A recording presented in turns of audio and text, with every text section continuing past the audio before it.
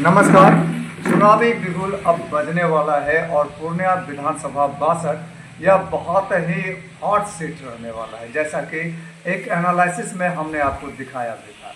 और चूंकि पूर्णिया लोकसभा चुनाव भी यह हॉट सीट रहा था, तो इस बार विधानसभा सीट कितना हॉट रहेगा या नॉर्मल रहेगा, किन के खाते में कौन सा सीट जाएगा, इन सब संदर्भ को लेकर के मैं माननीय जिला परिषद महोदय संजीव कुमार उर्फ विवेका यादव जी से, तो आइए इन सब चीज़ों को लेकर के चर्चा करते हैं। सर, आपका बहुत बहुत स्वागत है आईने में एक राजनीतिक बहस में। सर, अभी जो माहौल है पूर्णिया का, जो सीट लेकर के आपा धापा बना हुआ है, एनडीए की बात कर लें, चाहे कांग्रेस की बात कर लें या किसी भी दल को, अभी नई पार्टी है जनसभा, तो आपको क्या लगता है सर कि इनके क्या नतीजे होने वाले हैं? पूर्णिया हॉट होंगे या फिर नॉन होंगे? देखिए, जैसे पूर्णिया कमिश्नरी है, कोसी सीमांचल, तो कमिश्नरी अपने आप में मायने रखता है। तो ये मुख्यालय हुआ और मुख्यालय का मेन सीट हुआ सदर, तो निश्चित रूप से हॉट सीट है, खास सीट है। और जहाँ तक बात है, सभी दलों में बहुत सारे दावेदार हैं, होना भी चाहिए निश्चित रूप से। उन्हीं दावेदारों में जो अच्छे व्यक्ति होंगे, खास पर्सन होंगे, हो सकता है कि पार्टी अपना अपना प्रत्याशी बना दे। सर, पार्टी अपना अपना प्रत्याशी बनाए। एनडीए की अगर हम बात करें तो एनडीए में जो है बड़ा जोर शोर से चल रहा है। एक नाम चल रहा है खनका जी का, दूसरा नाम चल रहा है नूतन गुप्ता का, तीसरा नाम चल रहा है पल्लवी गुप्ता का, चौथा संजीव कुमार का। इसके अलावा भी और आ रहे हैं एनडीए में नाम, और आपके पंचायत के मुखिया जी का भी नाम आ रहा है लिस्ट में, अंगद मंडल का। तो आपको क्या लगता है कि इन तमाम लोगों में से किन्हीं को जाएगा सीट, या फिर इन तमाम का नाम हटते हुए किसी और को चला जाएगा सीट? अब देखिए, हम तो इतने बड़े राजनीतिक नहीं है और ना ही मेरा कुछ खास ऊपर में ताल्लुक है। लेकिन जहाँ तक अभी तक ट्रेंड चल रहा है कि वर्तमान विधायक जो है या जो वर्तमान होते हैं टिकट पर आए, उनको मिलते हुए आ रहा है। और क्योंकि खनका जी पिछले बार जो चुनाव में जीते हैं तो अच्छा खासा अंतर से जीते हैं, तो इस बिना पे हम कह सकते हैं कि खनका जी को ही टिकट मिलना है। लेकिन अब वो पार्टी बीजेपी वाले हैं, तो वो अपना उनका सर्वे होता है, उनका गणित होता है, तो वो किनको देंगे वो तो उन्हें तो पता, उस बारे में कुछ कह नहीं सकते। सर, आपने कहा कि जो सिटिंग कैंडिडेट होते हैं उनको सीट जाता है, और पिछले बार लोकसभा चुनाव में भी उनको ही सीट जाता है, लेकिन पूर्णिया को झेलना पड़ा था। आपको क्या लगता है कि इस बार अगर फिर सिटिंग कैंडिडेट को जाता है तो क्या पूर्णिया एनडीए को फिर गंवा देगी? और आपके जो, हालांकि बंद कमरे की बात है ये, लेकिन मैं खुले शब्दों में कहता हूँ कि आप महागठबंधन के सपोर्ट में, तो कहीं आपके महागठबंधन से लोग तो नहीं आते? देखिए, आप जो कह दिए कि हम महागठबंधन के सपोर्ट में हैं, सबसे पहला तो ये आप गलत कह दिए। इसलिए कि मैक्सिमम लोग कहते हैं कि जैसे कि मैं बायकास्ट यादव हूँ, यादव का मतलब हो जाता है कि नहीं, एक नजरिए में कह देता है कि महागठबंधन का समर्थक है। कोई जरूरी नहीं है कि मैं यादव हूँ तो महागठबंधन का सपोर्ट करूंगा।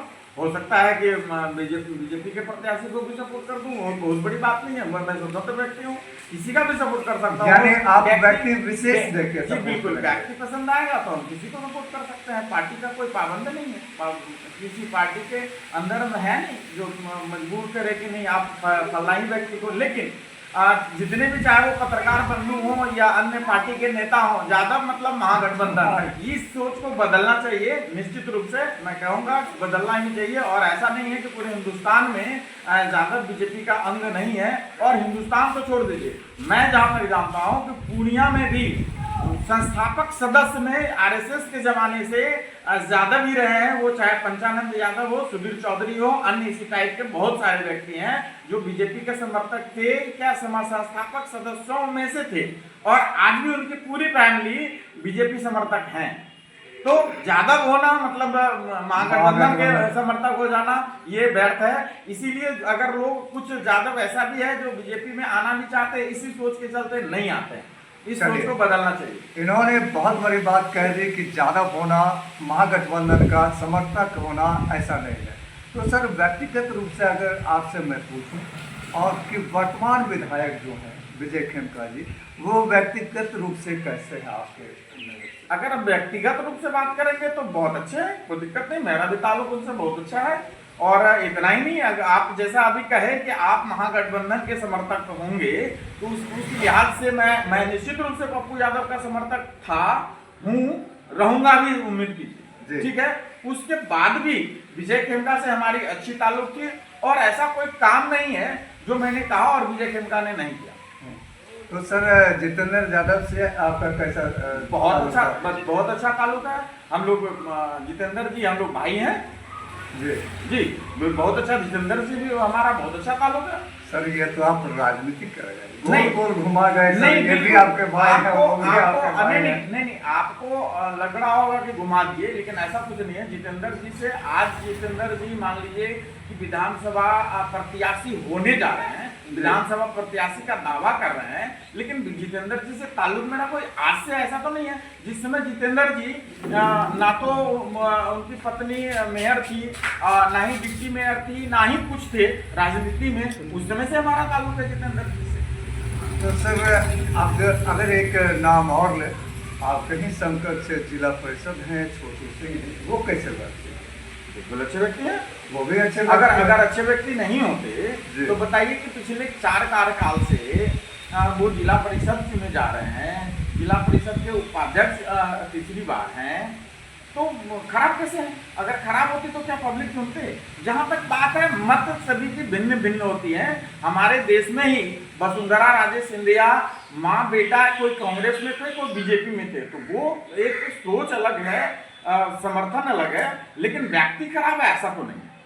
सर आपने एनडीए के तरफ इशारा करते हुए कहा कि खेमका जी को टिकट मिले तो ज्यादा बेहतर हो। नहीं, मिले तो ज्यादा बेहतर नहीं।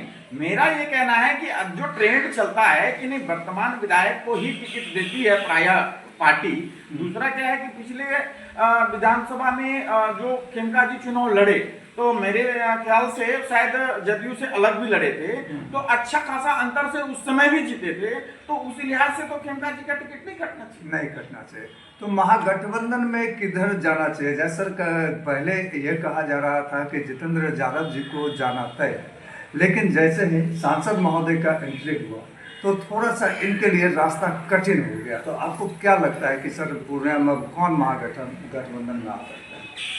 देखिए, वो कौन आ सकते हैं वो तो मुझे नहीं पता। जहाँ तक बात है सांसद जी का, तो सांसद जी के ऊपर मैं किसी तरह का टिप्पणी नहीं कर सकता, मैं उतना बड़ा लोग नहीं हूँ। अब जहाँ तक बात है प्रत्याशी के हिसाब से, तो जितेंद्र जी भी पिछले कम से कम 10 साल से तो सबके सामने है कि उनकी पत्नी जिला परिषद नगर परिषद मेयर भी रही हैं और डिप्टी मेयर भी रही हैं और वर्तमान में भी चुन के मेयर रही हैं। और जितेंद्र जी उनसे पहले भी समाज सेवी रहे हैं, आज भी समाज सेवा कर रहे हैं और निश्चित रूप से 46 वार्डों में उनका संगठन है, उनका अपना पकड़ है। तो अन्य प्रत्याशियों के बनिस्बत तो निश्चित रूप से जितेंद्र जी भारी रहेंगे। अगर बात करेंगे आप चुनाव लड़ने का, तो भैया चुनाव लड़ने के लिए भी पैसा भी चाहिए, धन चाहिए, तो धन में भी जितेंद्र जी को कमी नहीं है, ना संगठन में कमी है, और युवा हैं, तो जितेंद्र जी भी खराब प्रत्याशी नहीं है, अच्छे प्रत्याशी, यानी वो भी अच्छे प्रत्याशी।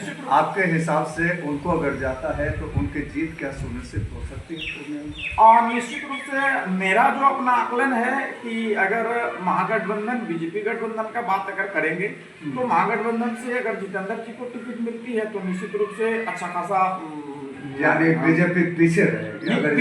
आगे पीछे तो हम नहीं कह सकते हैं, लेकिन टक्कर अच्छा खासा होगा, कह सकते हैं कांटे का टक्कर है या नजदीकी लड़ाई हो जाए, ये बहुत बड़ी बात है। सर जब ये दोनों पार्टी की बात चल रही है तो अभी 2 पार्टी और रन कर रही है शहर में। एक है राष्ट्रीय पार्टी बहुजन समाज पार्टी और दूसरा है जनसुराज। तो ये दोनों कितना प्रभाव डाल सकता है इस बार चुनावी माहौल में? देखिए, जहाँ तक बात है बहुजन समाज पार्टी, समाजवादी पार्टी, ये दोनों पार्टियां उत्तर प्रदेश में मायने रखती है, ना कि बिहार में। बिहार में उस पार्टी से टिकट ले ले, सिंबल ले ले, राष्ट्रीय पार्टी के नाम से टिकट मिल जाए, वो अलग बात है। लेकिन पार्टी के नाम से बहुत ज़्यादा प्रभावित बिहार में ना तो बहुजन समाज वादी पार्टी कर सकती है, ना समाजवादी पार्टी कर सकती है। हाँ, व्यक्तिगत रूप से कोई अच्छा प्रत्याशी हो जाए तो शायद प्रभावित कर दे।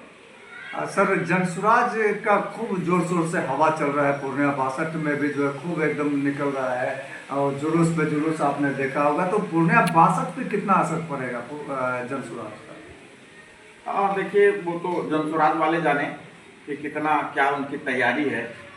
मैं उनकी तैयारी के बारे में कुछ कह नहीं सकता, क्या उनका संगठन है, क्या मजबूती है, इस बारे में कह नहीं सकता। हाँ, प्रशांत किशोर जी चुनाव मैनेजमेंटर रहे हैं, वो उनका व्यापार था और आज जनसुराज को लेके चले हैं। और स्थानीय सांसद रहे हैं, पूर्व सांसद उदय सिंह उर्फ पप्पू सिंह जी, जो यहाँ के बहुत ही खास पर्सन हैं, थे और खास पर्सन रहेंगे। देखिए, चुनाव वो एमपी हैं या नहीं है वो मायने नहीं रखता है, लेकिन उदय सिंह उर्फ पप्पू सिंह जी पूर्णिया के लिए खास हैं तो हैं और रहेंगे भी खास, वो अपने आप में मायने रखते हैं।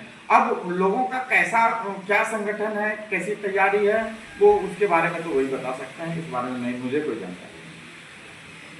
तो ये थी चुनावी चर्चा, आईने में एक राजनीति बहस। इन्होंने बहुत ही साफ सुथरे तरीके से सबको सही कहते हुए निकलने का काम किया है।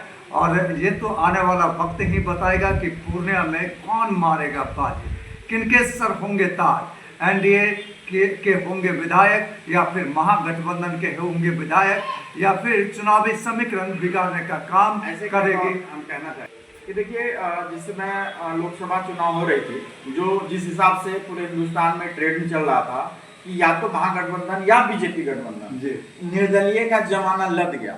लेकिन पूर्णिया ही ऐसा एक जगह है जहाँ पे कि दिखा दिया कि नहीं, पूरे हिंदुस्तान के ट्रेंड को चेंज कर सकता है वो पूर्णिया का मतदाता है, पूर्णिया का जनता जनार्दन है, जो पूरे हिंदुस्तान के ट्रेंड को भी चेंज कर सकता है। कोई ख्वाब में भी नहीं सोच सकता था कि आज के तारीख में निर्दलीय जीत सकते हैं। तो पप्पू यादव जीत के आए हैं।